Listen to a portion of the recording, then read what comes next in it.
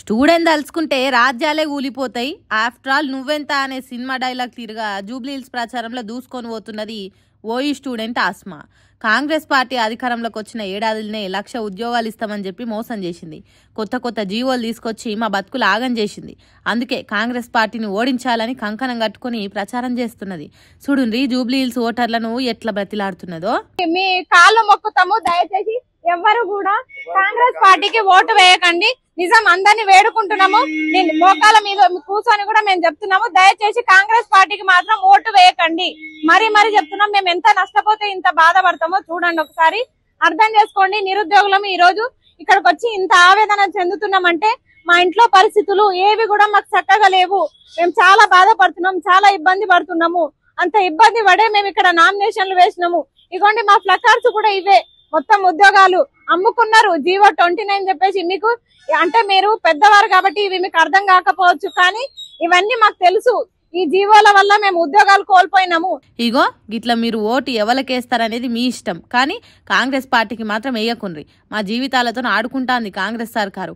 ఒక పూటకుంటే ఇంకో పూటకు లేని ఇళ్ళ నుంచి వచ్చి ఇక్కడ చదువుకుంటున్నాం. న్యాయం చేయాల్సిన సర్కారు మాకు రావాల్సిన నౌకర్లల్లా మట్టి కొట్టింది. మమ్ములిగో గిట్లా రోడ్ల పాలు చేసింది. కాబట్టి మీ కాళ్ళు మొక్కుతున్నాం. కాంగ్రెస్ పార్టీకి మాత్రం ఓట్లేసి మన కడుపు మీద కొట్టకుండ్రి అన్నట్టు బతిలాడుతున్నది. సర్కార్ జనాన్ని ఎట్లా మోసం చేస్తున్నదో ఒక్కొక్కటి చెప్పి ఓట్లేయకుండా అని అడుగుతున్నది. నేను చెప్పడం కాదు, మన ఇంట్లో ఉండే మహిళలకి ఫ్రీ బస్ అని చెప్పారు, కానీ మీతోనే ఎక్కువ ఛార్జీలు వసూలు చేస్తున్నారు. ఇవి మేము చెప్తున్నాం కాదు, మీరు చూస్తున్నారు. రియల్ గా మీరే బస్సులు ఎక్కినప్పుడు మీరు గమనిస్తున్నారు ఇవన్నీ. దయచేసి ఇవన్నీ మేము చెప్పడం కాదు, ఒకసారి మీరు పెద్దలు గమనించండి. ఎట్టి పరిస్థితుల్లో కాంగ్రెస్ పార్టీకి ఓటేయకండి. ఒకప్పుడు కాంగ్రెస్ పార్టీకి ఓటేయండి, గెలిపించండి అని మేమే నిరుద్యోగులం అందరం కూడా వెళ్లి అందరికి ప్రచారాలు చేసినాము, బస్సు యాత్రలు చేసినాము. కానీ ఈ రోజు మమ్మల్ని పట్టించుకోని పరిస్థితి.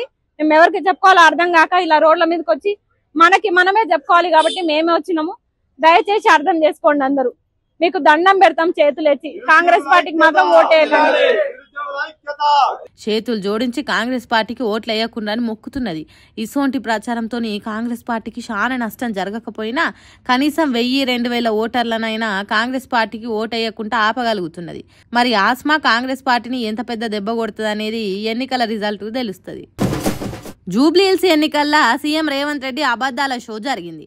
అదేంది రోడ్ షో జరిగింది కదా, మీరేంది అబద్ధాల షో నడిచిందని అంటున్నారనే కదా మీరు అనుకునేది.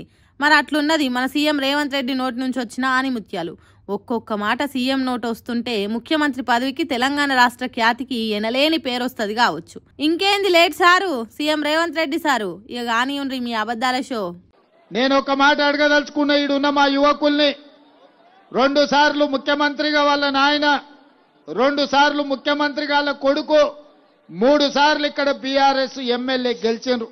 ఇక ఏమనాలను మీరే చెప్పుండ్రి. సీఎం రేవంత్ రెడ్డి అబద్ధాల షో అనుకుంటే ఇంకేమంటారు. సీఎంగా తండ్రి 2 సార్లు ఉన్నాడట, తర్వాత 2 సార్లు కొడుకు సీఎంగా ఉన్నాడట. మాగంటి గోపినాథ్ 3 సార్లు బీఆర్ఎస్ పార్టీ నుంచి ఎమ్మెల్యేగా గెలిపించిండ్రట. ఏడనన్నా సీఎం తిరిగా మాట్లాడినట్టు అనిపిస్తున్నదా చెప్పుండ్రి. తండ్రి 2 సార్లు సీఎం అంటే కేసీఆర్ ముఖ్యమంత్రి అయిండు, అది ఓకే, గానీ 2 సార్లు కొడుకు సీఎం అవుడేంది అంటే తెలంగాణ జనాలకు తెలవకుండానే కేటీఆర్ 2 సార్లు ముఖ్యమంత్రి అయిందా. ఇక 3 సార్లు మాగంటి గోపినాథ్ బీఆర్ఎస్ పార్టీ నుంచి గెలవలేదు. 2014లో టీడీపీ పార్టీ నుంచి గెలిచిండు, తర్వాత టీఆర్ఎస్ పార్టీలో చేరి 2 సార్లు గెలిచిండు. గీంత ఇంకితం లేకుంటే ఎట్లా ఓ రాష్ట్రానికి ముఖ్యమంత్రిగా ఉన్న మనిషికి అని అంటున్నారు సీఎం మాటలు ఇన్నోళ్ళు. ఈ మాటలు తెలంగాణ గర్వపడేటట్టు మాట్లాడితే ఇంకో ఆనిముత్యం దేశం మొత్తం గల్లెగరేసి గర్వపడేటట్టు మాట్లాడిండు. అదేంటిదో మీరే చూడుండ్రి. ఒక మైనారిటీ మంత్రి ఉండొద్దా? ఇండియాని గెలిపించిన, ఇండియా కెప్టెన్, వరల్డ్ కప్ తెచ్చిన అజరుద్దీన్ ఇండియాకు నాయకత్వం వహించినోడు ఇవాళ తెలంగాణ రాష్ట్రంలో మంత్రిగా ఉండొద్దా? ఇవాళ ఆలోచన చేయండి సోదరులారా. చెయ్యాలి, ఆలోచన గట్టిగా చేయాలి సోదరులారా. అజరుద్దీన్ ఎప్పుడు ఇండియాకు వరల్డ్ కప్ తెచ్చిండో ఆలోచన చేయాలి. ఇప్పటి వరకు మన దేశానికి 2 సార్లు వరల్డ్ కప్ వచ్చింది. ఒకటి కపిల్ దేవ్ క్యాప్టెన్సీలో, ఇంకోటి MS ధోని నాయకత్వంలో. మరి అజరుద్దీన్ హయాంలో ఎప్పుడు వచ్చింది అనేది మనకైతే తెలియదు. ఏమో దేశంలో ఎవరికి తెలియకుండా సీఎం రేవంత్ రెడ్డి సార్ ఒక్కరికి తెలిసేటట్టు వచ్చింది కావచ్చు. మరి లేకుంటేంది, నోరు తెరిస్తే అబద్ధాలు మాట్లాడేంది, వెనక ముందు ఆలోచన వేయకుండా అబద్ధాల ఎన్కౌంట్ చేసుడేంది. అరే ఏం మాట్లాడుతున్నాడు సీఎం రేవంత్ రెడ్డి అన్నట్టు రోడ్ షోకి వచ్చిన వాళ్ళే పార్షాన్ అవుతున్నారట. సీఎం మాటల సంగతి ఇట్లుంటే యోగి ఇక్కడ చూడండి. హైదరాబాద్ శాసనసభ నియోజకవర్గం నుంచి ఇక్కడ పోటీ చేసి ఇక్కడ నుంచి పేదోళ్ల తరపున ఎన్నోసార్లు ఎన్నికై ఓ దిక్కు సీఎం మాట్లాడుతుంటే ఇంకో దిక్కు జనంలో చేస్తున్నారు.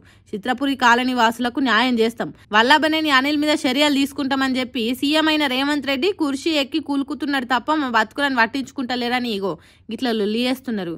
ఇగో గిట్ల సాగింది సీఎం రేవంత్ రెడ్డి అబద్ధాల షో, సారీ రోడ్ షో.